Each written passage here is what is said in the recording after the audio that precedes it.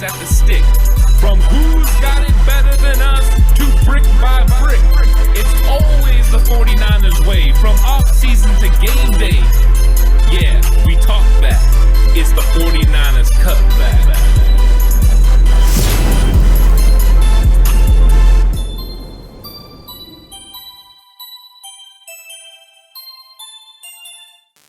It's 49ers Cutback Podcast time, and you have absolutely no idea what was happening off screen, but it was wonderful. We're maybe having a few chuckles, a few laughs. You know it's not funny. 49ers news. Well, It could be funny, but I mean, it's not funny. There's maybe some concerns people are having, but there's a lot of updates, Ant. There's a lot of things to talk about. Very true. So Very make sure accurate. Very accurate indeed. Hit that like button, hit that subscribe button, hit that notification bell. Make sure you're here for everything. It's the Friday Frenzy. There's so much coming your way. You missed the Madden simulation? That's okay. You can go back and watch it. You're here for the daily video? Wonderful. And you know what? If you stuck all the way through the Madden simulation, you got yourself one entertaining of a football game, didn't you? If you did not watch the Madden simulation, go back and watch it. Number one, it's entertaining. Number two, our reaction to what happens, because it's the first time that I'm seeing it.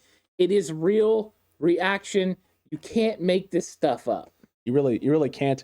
You also can't script a more entertaining, just odd ending to a football game in Madden. Only Madden can do it that way. Madden, we appreciate that. And to all the haters saying, of course you guys picked the 49ers win. Of course certain things go a certain way. It's literally a simulation. Yep. No control. Yep. It's a lot of fun. And this one did not disappoint at all. The week sim did not. It was fire. It was fire. So make sure you check it out. And then make sure you stick around the rest of the day, because you still got What's Good with Jay in the Bay coming up a little bit here in a few hours, as well as Know Your Opponent tonight at 5:30 p.m. Pacific time. You won't want to miss that. A great conversation with Aldo from the Barroom Network about the Chicago Bears and what's going on there and how he's feeling about this game. But Ant, we're not here to talk about the Bears. We're here to talk about the 49ers versus the Bears and some news coming out of 49ers land in terms of what's happening with this football team, where they're at, where guys are. And there were some injury updates for the 49ers. The DNPs in practice were Azeez Al-Shaiir, Nick Bosa resting. Calm down, 49ers fans. You heard Nick Bosa. You start to freak out. No, it's a maintenance day for Nick Bosa. Dee Ford still dealing with the concussion, as is Shaiir. Maurice Hurst with the calf. Javon Kinlaw on the knee. Obviously, Jaquiski Tart with the knee. Trent Williams was still a DNP guy, Ant, with an ankle and an elbow. But the good news, Azeez Al-Shaiir was working on a side field with, wait for it, George Kittle and Jaquiski Tart. So Jaquiski Tart may be out, but he is working through some stuff. That's good to hear that he's on the side field. George Kittle, who's on IR, doing some stuff on the side field.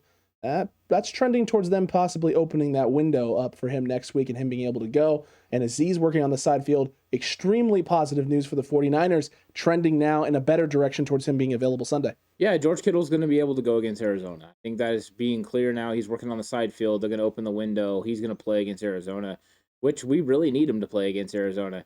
And then as far as Azeez goes, this means he's progressing nicely in the concussion protocol. You never know how long it's going to take for these guys to progress and get through it. It looks like he has a chance, an outside chance to play. I'm a little concerned about Dee Ford, the fact that he wasn't out there working, but it doesn't mean anything until you hear. And, you know, of course, with somebody like Dee Ford, they'll wait until the last minute. If he clears concussion protocol, you know, on Saturday or whatever, he'll still get out there and play. So there's still hope for him. But this is at least encouraging news for the 49ers as these guys get out there and start preparing for the future. And I do like that Jaquiski Tart is at least running and able to move around on the knee. The bone bruises don't feel good, but probably no reason for him to go on IR, and he could be back quicker than originally anticipated.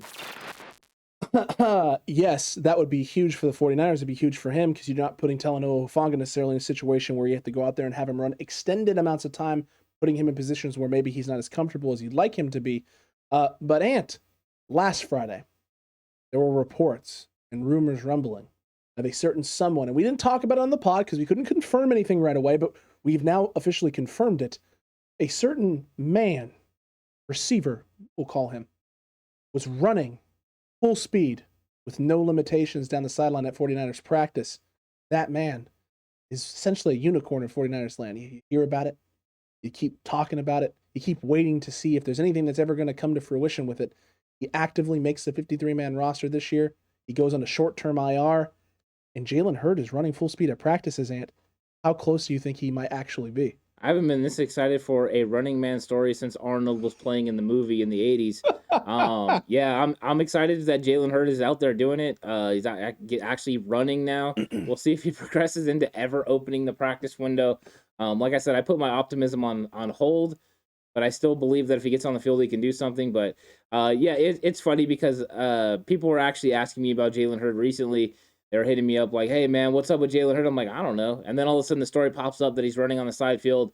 And I think everyone has to report it at this point. It's just mandatory that Jalen Hurd was seen running. He can still do that. So that's good news for the 49ers. That's half the battle. Now, if he could just get on the field for game day, that'd be wonderful. That's half the battle, man. You get the running part down. Now it's all about the change of direction, catching the football, and then, being able to sustain and withstand hits and the knee not decide to hate him forever. Yeah, let's go from 0 to 60. I want him straight from running into the game. Ignore all that other stuff because that's usually when we get into issues. True, technically true. And just send him on verts and go up in space, big man, and get the football. That's all we need, right? Yeah. It's that simple. That's what they need to be doing with Brandon Ayuk. We need Bud Kilmer's way of getting people through knee injuries. You shut up there, boy. Shut up now. You sit down. You take that needle. You take it. That'd be the Bud Kilmer way. Hey, man, he won how many state championships? How many? I don't know, but he won multiple. I think 22 district championships. District titles. Yeah, that's impressive. Yeah. Jonathan Moxon had to go and ruin all of it. Yep. With the great help from in support of this great team, it could have been 23. Go Pack. That did not happen, however, and he was gone forever. He got Kyle Shanahan straight out of the building. Now, granted, he did some not savory things walking out the door. I mean, yeah, he tried to get Wendell to take the sacrifice and be a team player. What a selfish guy. Didn't want to end up like Lance Harbor with a damaged knee, not able to go to Florida State anymore. It's true. The scholarship to Florida State. It's gone. It's I all wanted gone. Lance Harbor to play quarterback there, okay? We've taken a weird turn down a weird lane here with the Varsity Blues stuff. But Ant, solid flick. Solid flick. You saw her whip cream bikini. Oh my gosh almighty. Look, from Jalen Hurd news to off the rails Varsity Blues references, right. We have to talk about Trey Lance now because it's trending in the right direction. Second straight day of participating in practice. A lot of good things going for there. Kyle Shanahan believes that he's trending in the right direction to be available Sunday and be available potentially for a role. Is Kyle Shanahan just building this up to make the Bears prepare for it? Or, Ant, do you see a world in which Trey Lance is healthy and has an impact on the field Sunday? Number one, it would be very smart of him to build it up so the Bears think that he has a role and what is going to happen on Sunday. And then with the same way I'm saying that, I'm also saying, yes, he has a role in what's going to happen on Sunday because Kyle Shanahan has his back against the wall. He knows this team needs to win. He knows he needs to spark this football team. And there was a different energy, when both these quarterbacks were playing together and going in and out. You could feel it. You could feel it amongst the team, the players. You could see it, the way their faces were lighting up on the sidelines. All those things played out. And I thought that they just executed at a higher level. So I think Kyle Shanahan will return to that. He'll put Trey in situations where he can be successful, where he can use his talents to benefit this football team. And I think that Jimmy's going to have to execute when his number's called. But it makes sense for the 49ers now to use both these guys. I think he would have loved to have used Trey a little bit last week. There were opportunities against the Colts definitely where he could have taken advantage of that defense and been successful. There's going to be opportunities this week, especially if they don't have Khalil Mack and Robert Quinn. You're going to be able to take advantage of them, especially a read option type quarterback where you can get around the edge. So yeah, the run game needs to be pivotal. It needs to be out there executing, and Trey can help you with that. So using both guys just makes a lot of sense to me. Wow, that's bold was yesterday, Ant.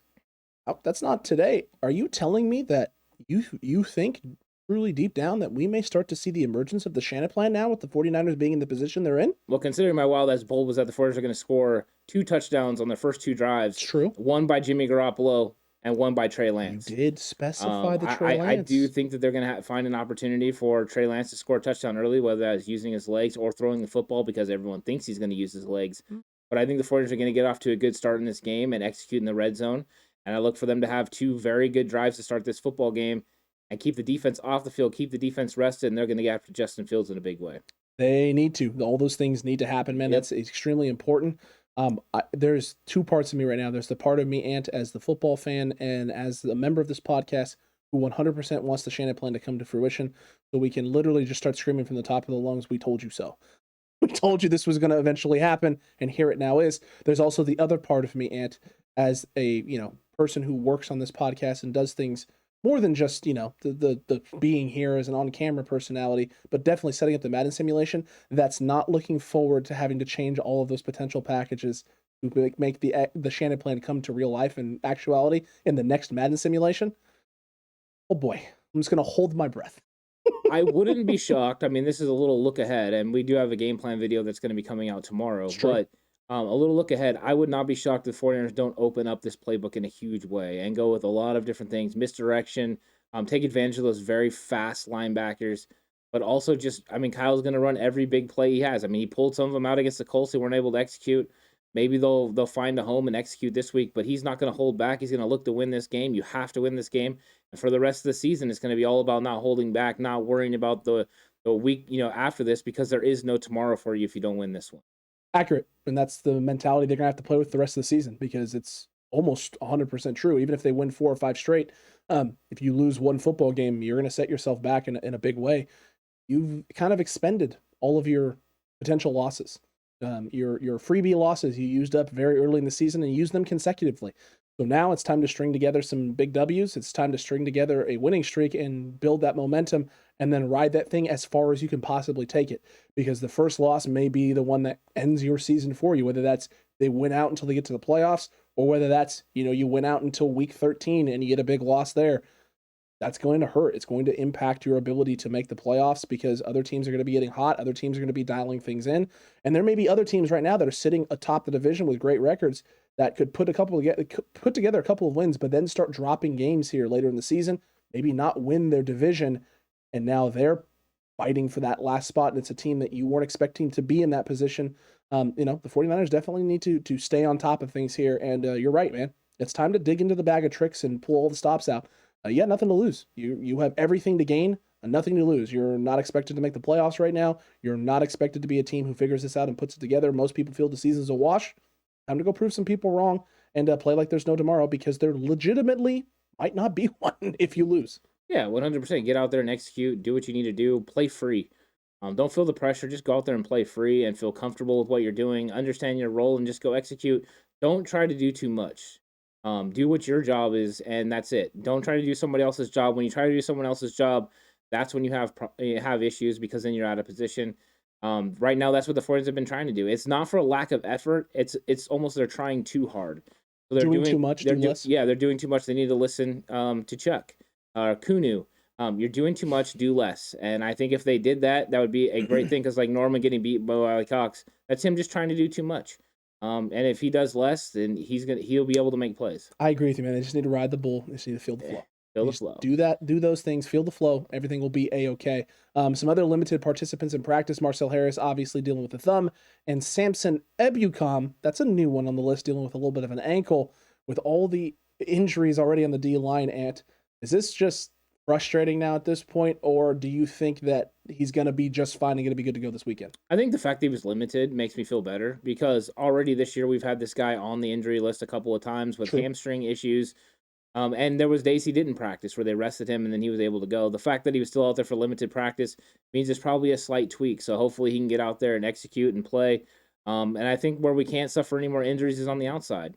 On the inside, I'm sorry, and he plays on the outside. So yeah. I would love to have him for this game. He's a guy that matches up well with what Justin Fields likes to do, and he'd be able to play it well, and he has been playing well. This last game he played pretty good. So I definitely would like to have him out there, but I'm not overly worried yet. If he doesn't practice today, then I'll be concerned. Agreed with you there. Robert Quinn still on the COVID list, dealing with stuff there. He may not be able to go. Khalil Mack, it's trending more and more likely that he's not going to play. Matt Nagy refuses to say that he's not playing, and that's smart on Matt Nagy, because you should want the 49ers to prep for Khalil Mack, even if there's no Khalil Mack or no hope for it. But a new guy pops up on the injury report for them that's a little bit of a big deal. Team Hicks, dealing with a little bit of a groin issue, and it seems like he's been dealing with it kind of throughout the season, based on our conversation we have a little bit later today on Know Your Opponent.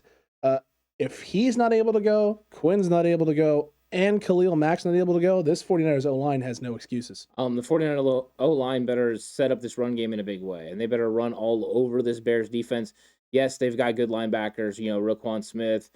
They got Alec Ogletree as well. True. And those guys are both fast. Ogletree has a good understanding of the 49ers scheme because he played in Los Angeles, so he's going to have an idea of what goes on, but they can execute in a big way and they can get after these guys. And I think without those key guys setting the edge, 49ers should be able to run the outside zone, get outside on the sweeps, but also run right at them. So it really does open a lot of opportunities, which means you're going to get a lot of play action opportunities for Jimmy Garoppolo. And even last week, even in his struggles, he still excelled in the pass game when he was running the play action pass. So that would be something cool to watch, cool to see. This might be the perfect storm and perfect situation for the 49ers to go in. Maybe they've been on a downward spiral, but to come back, bounce back, and get a big win against the Bears. Especially depleted Bears roster, this could start to instill some confidence in this 49ers team, because it feels like they haven't been playing with a lot of it, a lot of belief that maybe they can get the things done and execute at a high level. You have a team now that's missing some pieces, that's down on their luck a little bit. You can go there, beat them up a little bit, and come out of this game feeling like, you know what? We can do it. We can execute it. Because sometimes it's not about, talent or guys having the talent to do something. It's belief that they can get it done, believing in the process, believing in the scheme and their role and how they execute their role. If they're struggling to execute, you start to doubt and question the things that you're doing or that you're capable of doing these things, and that can affect performance. It can affect your mental and your preparation, how you prepare. You go out there and rough a team up a little bit, Ant, build some confidence, make you believe.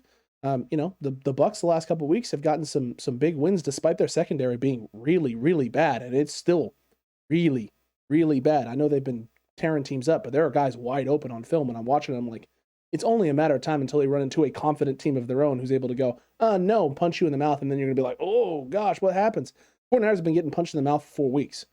You're used to getting punched in the mouth. Now it's time to go punch back. It's time to go punch back. Strike first, like you said, get out to a hot start, quick start, and see how they respond.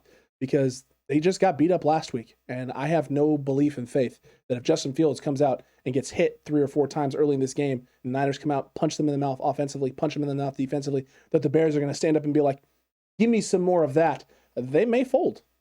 And the 49ers need to not pull their foot off the gas. Just keep going after them. You do not feel sorry for them. No one feels sorry for you when you're down. Don't feel sorry for the Bears. You go in there and you go to take them down. And you straight Halloween stomp them. You take care of business. You Mike Myers them because you don't want them to ever think about coming back again. So the 49ers need to make sure that they do this in a big way. They need to execute. And they need to go out there and go for the jugular. I hope they do early, and I hope they execute at a high level because I think that's what they really need to build off of. It'll set up a solid foundation and get the momentum going the right way because they got 2 pivotal NFC West showdowns coming up in the next couple. Ant, you're not wrong. You're not wrong. When are you ever, though? I mean, it's you just everything you say here is just accurate, with the exception of Jalen Hurd. But I didn't want to bring that up. But it's fine. It's fine. What am I haven't been accurate about Jalen Hurd? You said he was going to be healthy this year. He's not. It's fine. The season's still going. It's true. It's fine. He's healthy right now. He ran full speed on the sideline. You're trending towards being correct. You're trending towards being. Hey, if he comes out there and starts playing in a big way, you should never let anyone ever live it down or not hear about it. You should. Yeah. 100%. Be the best 14 since Ray Wershing. Agreed. Look, or Joey Sly. Give up the number, Sly. You're not Sly. You're not gonna have that number very long. No, he's not very long. Look, there's other things going on too. Bosa had some comments the other day talking about leadership and lack of vocal leadership in the locker room. With the injuries to George Kittle, the injuries to Raheem Mostert. I mean, he even brought up Trent Williams as well. All 3 of these guys being key pieces and vocal leaders, he calls them, for the 49ers. They've been looking for it right now. They're trying to find that guy that can step in and be that. I think Josh Norman could be, but Josh Norman's a guy they've brought in late. He's not ingratiated with this locker room necessarily, so you can't just expect him to come in and be like, hey, guys, I'm in charge now. That's not what he is. He knows what his role is. He's been a very good conductor with the secondary, communicating with Jaquiski Tarr, Jimmy Ward, Diamador Lenore when he's out there and putting guys in the right spot. But he's not there yet. He hasn't been here long enough to be that guy, that vocal leader. It seems like they're still sort of searching for it. Fred is definitely a guy who's a little more reserved and a guy who leads by action. Same thing with Jimmy Garoppolo. You know that George Kittle's a vocal guy. I'm not surprised that Raheem Mostert's a vocal guy. He has a very uplifting, positive personality and a guy who's willing to hold himself accountable as well as everybody else. But Bosa talked about that. And you know what? It definitely could have an impact in terms of where guys' heads are at in space, especially when the team's struggling. I think that is what Joe Staley is referring to. But notice the way Nick Bosa fueled it and who he commented about. It's all offensive players. It's not defensive players. He's not worried about the defense being challenged by leadership. He knows they have Fred Warner and those kind of guys over there. They have guys that have been able to do it for a long time. But on the offense is where the challenge is, because you're right. George Kittle, Trent Williams and Raheem Mostert were two leaders. I mean, Raheem Mostert was a captain on this team, so was George Kittle. So yeah, they've got to be vocal leaders. And when you have question marks at the quarterback position, yeah, Jimmy Garoppolo can be in the leadership role all you want, but if there's questions about him, there needs to be other people that can stand there and reaffirm those things. When you had all the questions between Joe Montana and Steve Young, he had Jerry Rice and he had Roger Craig that stood firm with him and said, you know what, Joe's our guy, and we're going to back Joe up when he's in there. And so I think sometimes you need that affirmation from these other guys, and Trent Williams was stepping up as a leader before he was hurt. And so that's what they're kind of referring to. But leadership can sprout from anywhere, and somebody can step up from anywhere. It could be even one of these young guys. You don't have to earn your stripes. You can get out there and just start being a vocal leader, and people will respect you, especially if you're going out there and competing every day. Somebody like a Talanoa Hufanga on the defensive watch, he's going to be a leader in no time because the way he plays and the attitude and the way he carries himself. And I think there's offensive guys that can do that as well. So it's going to take some people to step up. Someone like an Alex Mack can step up along this offensive line. But they got enough veterans on this football team that have been there for a while. I'm not really worried about it. Sometimes it's not about vocal guys getting in your face. It's just sometimes telling everyone, all right, just calm down, remember where we're at. And let's not forget, Fred Warner and Jimmy Garoppolo had a conversation this week where they talked about what they need to do as leaders to help guide this team in the right direction and get back on the winning ways. That's leadership. That's how you handle it. Two guys coming together. That shows me an offense and a defensive captain coming together and saying, we got to right this ship. We got to start winning football games. Let's forget about the 4 games we lost.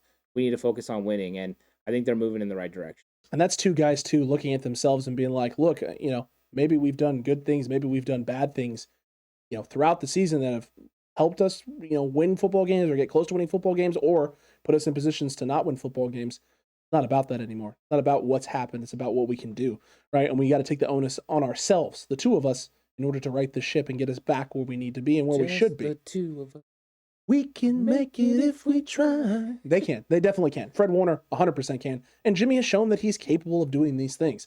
We jokingly talked a little bit, about Jimmy Garoppolo and, the past. Jimmy Garoppolo in 2017 when he first comes in, when he's first in San Francisco, and the aura around him that was just glowing. It's going to be really, really hard for Jimmy to get back to that version of himself. It was a while ago. It was less injuries ago. It was less him missing seasons. And it was a guy who, the world was his ocean. The 49ers were his ocean. They had tons of possibilities, endless possibilities, and the injuries derailed some of those possibilities. It shortened his time and window here to have an impact. 2019, yes, the big impact. And 2020 was the opportunity to build upon that and extend that time even further, because a healthy Jimmy Garoppolo and a better 2020 season for the 49ers that, gets at least into the playoffs and puts them back into contention would have done a lot for Jimmy Garoppolo's confidence with this team, his confidence in himself, and the organization's confidence in him. That's not the way it went. And you know what? You can cry over spilled milk all you want, but at some point in time, you have to realize the card has been decked. It has been, dealt. It's been stacked a certain way. The cards are now in your hand. This is what you have to play with, and there is no going back. All you can do is go forward, make the best of your hand, and do whatever you can with it. Jimmy is capable of leading this football team, but he's got to get back to executing. He's got to get back to understanding. He's got to get back to believing in himself and what he can do and what his strengths are, playing to those things, and knowing when he can take the chances that he needs to take. I've been saying this. I'll keep saying it. If Jimmy Garoppolo takes the right chances at the right time, it's positive things for the 49ers. When Jimmy starts forcing things and trying to make plays because he feels like he has to, we got problems. Yeah, and we're going to get a very good idea of where he's sitting at physically, because he's going to be playing on a nice field with no weather conditions. Also true. So he's going to go out there and there's going to be no excuses. There's going to be no circumstances that are going to cause him to play bad or not play good. And if he goes out there and executes, you see what Jimmy can do. And if he doesn't, it's going to be trade time. I mean, that's just how simple it is. We've gotten to that point in the season where there's no room for error. You know what I mean? It's time for Jimmy to step up and really take back the reins and run this football team, or it's time to turn it over to the kid. And we're going to see how Jimmy responds. I think he anticipates he's going to play very well in this game. You don't bring 100 friends and family to a game that you don't expect to play very well in. And he might go out there and tear it up. And it won't matter what people say after that. What's going to matter is what that locker room thinks and what he thinks about himself. And maybe he can start building some confidence. He always plays good against Arizona. So if he could stack 2 good performances against Chicago and then against Arizona, I think the 49ers could start feeling good about where they're at. It would buy Trey more time to get ready. But I think that the time of Jimmy Garoppolo going out there and getting, the huge bulk of snaps, it's there to a point. But I think Trey's going to start slowly taking those snaps away from him. I think early on it's 5, it's 10%, and then eventually it's 15% and 20% as we get farther into the season. Only because Trey can do some dynamic things, and as he picks up the offense and learns the reading and all the possibilities, there's going to be more opportunities for him to be successful in this offense. Yes.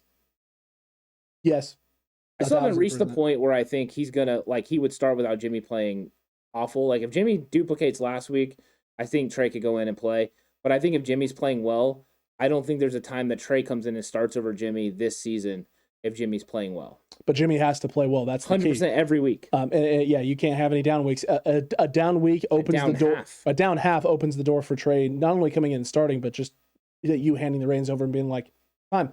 There are no more opportunities. There's no more time for Jimmy Garoppolo to, we need to let him play through the struggle here. No, you need to play at a high level, or, you're going to put this team in a position where they could lose a football game. And if we're going to lose a football game right now, at this point, after dropping 4 straight, just lose with the rookie. Yeah, 100%. Lose with the rookie and let him grow, let him learn, and the season is what it is. So Jimmy, elevate, high level, 4 quarters, rest of the season. That's what it has to be. It's an unfortunate position for him to be in, but guess what? 49ers lost 4 straight, and you were quarterbacking 2 of those games fully. You were the guy in charge. So don't put yourself in that position, my guy, and you don't find yourself in this boat right now where your back is against the wall, just like this 49ers team is. His back is actually probably firmly pressed further against the wall than the rest of the 49ers are, Ant, because his job is at stake, and not every other member of the 49ers job is at stake, although the fans would like Kyle Shanahan's job to be at stake. And maybe some of this front office as well for the lack of cornerback depth. But John Lynch talked about this a little bit and brought up that he believes in the secondary. He believes in this group. He believes that they've done enough to make the right moves to shore things up. He talks about hindsight being 20/20. It's really easy after all the injuries start piling up to be like, well, yeah, we should have made more moves. But Jason Verrett was coming off of a full healthy season. You believe that, maybe you've done enough to get him over the injury bug and the injury hump, and this guy can now stay healthy, for hopefully the rest of his career, or at least the rest of his time while he's here in San Francisco. E-Man has been a guy who's been fairly healthy for the most part and played very well. And then you went and drafted a few guys, and you were hoping to see more from Aubrey Thomas, but you definitely saw a lot from Mr. Diamador Lenore. So he believes the move for Josh Norman and Drake Kirkpatrick helped stabilize this depth, and that this group is actually playing fairly well outside of the DPIs, and I tend to agree with him. I do as well. And, that's the thing. Emmanuel Mosley, I think everyone can agree, has been playing at a pretty high level. So, if we'd have been going into this season, you had Emmanuel Mosley and Jason Verrett, we would be sitting pretty at that starting level, especially with Jimmy Ward and Jaquiski Tartt on the back end. You're feeling pretty good about that team. And then you got K'Wan Williams, one of the better slots in the league. So your starters are very solid. So you don't really need to get a whole lot of depth behind them. So you go draft a couple young guys that you're hoping to develop. To me, it sounds like a good plan, a good idea. Did you get the 2 young guys you wanted to get? Who knows? But it doesn't appear so. I know, Alex, it doesn't appear so. So you're developing guys, and Demo showed some promise. But when you have injuries like that, you're going to be scrambling, and they scrambled, but they scrambled in a good way. Josh Norman's a good veteran who knows how to play in this league, and he was still out there. Drake Kirkpatrick, they brought in, another guy that they brought in that has a lot of veteran leadership. Yes, he got beat against Michael Pittman, but he also played good against other teams. So sometimes you're going to have situations where you don't have great matchups, but you just got to do the best you can. I think he's done a good job of putting this, defensive secondary together with the unfortunate injury to Jason Verrett. And if you want to tell me we should have had someone for Jason Verrett, they wanted to in the draft. That was their whole plan, and they didn't get the guy that they wanted. A Paulson and Debo who would have been starting behind these 2 guys, and he just wasn't able to, or would have been behind these guys and started once one of them was injured, and he wasn't able to do that. So it's unfortunate, but you just can't always plan for that. But you got to make sure you're fiscally responsible as well, because you do have a salary cap and you have players not only that you want to bring in this year, but in future years you got guys you want to bring back. You got to make sure you have money to do that, and you can't just go out and sign every single player you want. Eventually, it will come back to bite you in the butt. And this is what people aren't getting right now, is this, because they keep seeing teams like the Cardinals, they keep seeing teams like the Rams, they keep seeing teams like the Tampa Bay Buccaneers making all of these moves, bringing in everyone they could possibly want to bring in. You're forgetting one thing. All that they've really done is kick the can down the road. Yeah. Kick the can down the road 5, 6, 8, 10 years in some cases with the guys that they're paying. They won't be competing in 5, 6, 8, 10 years. And they're going to be in an even worse position because right now they're operating as if the salary cap doesn't exist, because for them, it doesn't. They stretch contracts out exorbitant amounts of years, way past years potentially where these guys are going to be playing for their organization. The 49ers have done that to a point, but not anything crazy, right? You're paying K1 this year, K1's not playing. There's things like that the Niners have done and made moves like that haven't worked out, but they're not doing it at the level that some of these other football teams are, where the Tampa Bay Buccaneers have, I think, 6 guys currently on their roster that they're going to be paying 3-4 years after their contracts expire. When those guys are gone, that's a lot of money sitting there building up. They're going to have to sign players next year, after that, and for the next 4 years. They're at some point going to have to kick the can so far down the road that they're sitting there going, in 5 years, we're not going to be competitive, but we're still going to be paying all of these guys this money. You know what? It's time to blow it up now, and they blow it up earlier than they maybe should, because they've spent so much time trying to keep the team competitive and stretching it so thin that they hinder themselves for 10, 15 years from now. The 49ers aren't in that position. They haven't done that to this organization or this team. This team is built to have success now, and it can be built to have success in the future and not have to sacrifice a whole lot. No, what you see is like in Seattle, where they're consistently decent, and they're not really great, but they're decent. They're going to compete. And you see like a team like Tampa Bay, they're putting it all in because they're trying to win as many championships as they can with Tom Brady there. They know they have a limited amount of time. Mm-hmm. But you've already seen Kansas City start to fall off a little bit. You can only do this for so long, and then you start losing pieces. You start having to rely on a lot of young players playing all at once. And that's not what you want to do. You want to have a nice roster that's built with veterans, and then also there's a middle class of player that you want to have on that football team that are good depth players, and some of them that contribute as starters, as fringe starters. And then rookies that can develop, and you don't want these rookies to have to play all the time. And unfortunately, when you go the other way and you start kicking the can down the road, what you do is you get a lot of high-priced veterans on your team, and then you have to fill in all those open areas with those rookies that are trying to develop, so you have a fall-off, and you don't have that middle class of player that's coming in there and getting those valuable reps for you. And eventually it catches up. It might not get you the first year. It might not get you the second year, but it will get you eventually. So if you want your team to be competitive for years to come, you have to be able to balance the checkbook and make sure that you're somewhat fiscally responsible. And if you don't do that, it will catch up with you 100%.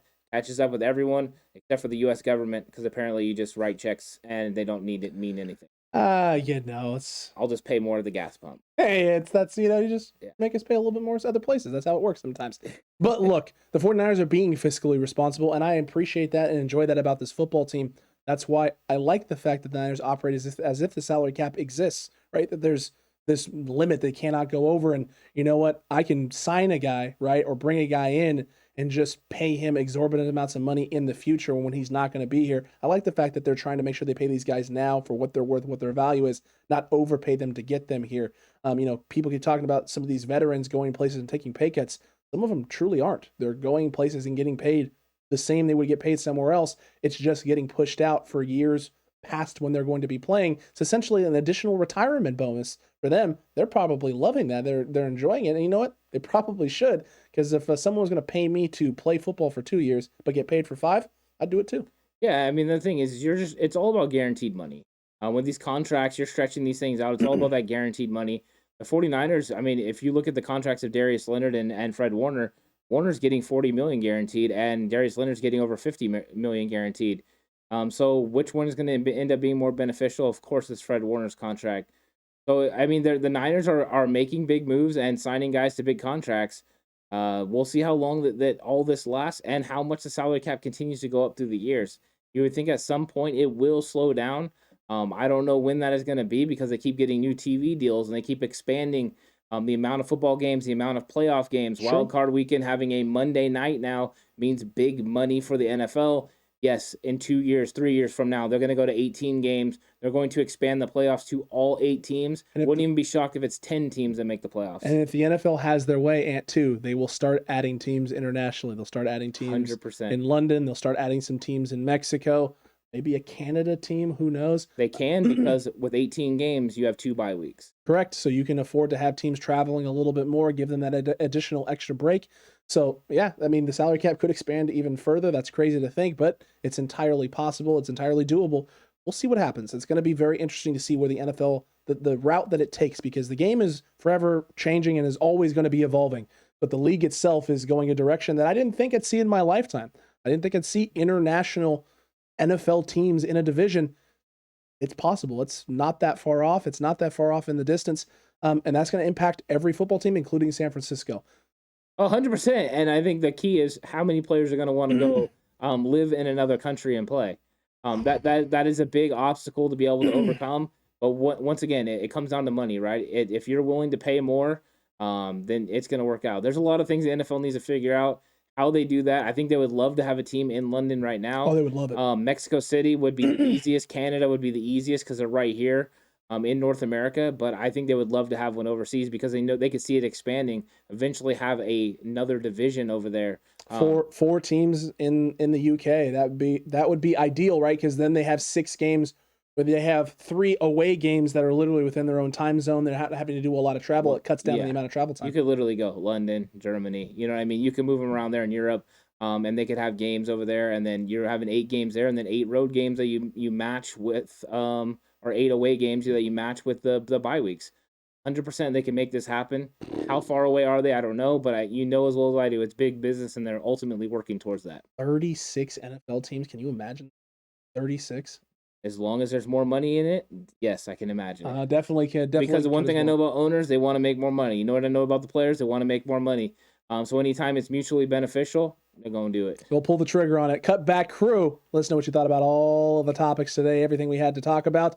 You scared? You getting worried and nervous about Mr. Trent Williams not being at practice? You getting a little nervous, a little spooked about Azeez Al-Shaiir not full participating in practice? Does the Jalen Hurd sprinting downfield give you the goose pimples and you're getting excited? Or is this a waste of your breath? I cannot believe we're even spending a time thinking about this guy. That's a naughty. That's a very big naughty over here on the 49ers Cutback. The Jalen Hurd effect is real, and hopefully we're going to see it soon.